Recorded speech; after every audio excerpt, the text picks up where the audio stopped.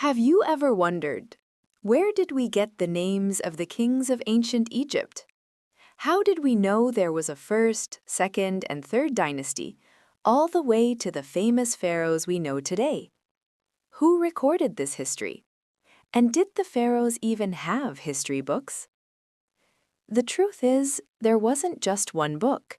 There were several mysterious sources, some made of stone, some written on papyrus, and some hidden inside temples and tombs. When Egyptologists tried to understand the history of ancient Egypt, they didn't rely on a single source. Instead, they pieced the past together from different materials, each one completing the other. The most important of these sources were: first, Egyptian monuments, such as temples, tombs, and stone stelae. These were the most reliable historical sources because the Egyptians themselves recorded the names of their kings, their wars, and their religious rituals on them. Every wall in a temple could be a page from a history book. Second, the Palermo stone, one of the oldest historical records in the world, a stone engraved with the names of Egyptian kings from the pre-dynastic period, recording the events of each year of their reigns, like the Nile flood, festivals, and temple construction. Third, the king lists.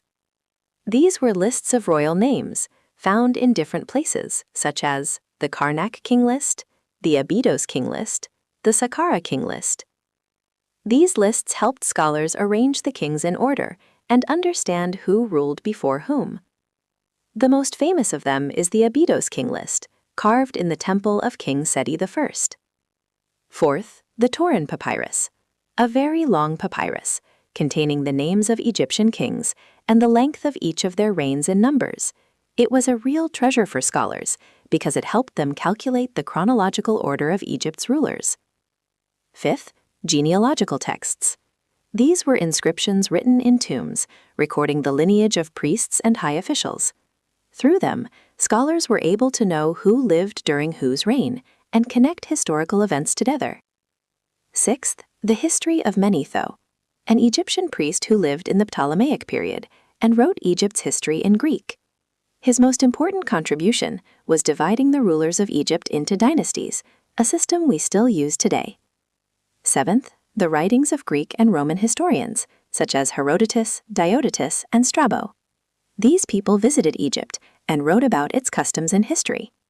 But scholars didn't rely on them completely because some of their accounts contained errors, so their writings had to be compared with Egyptian archaeological evidence.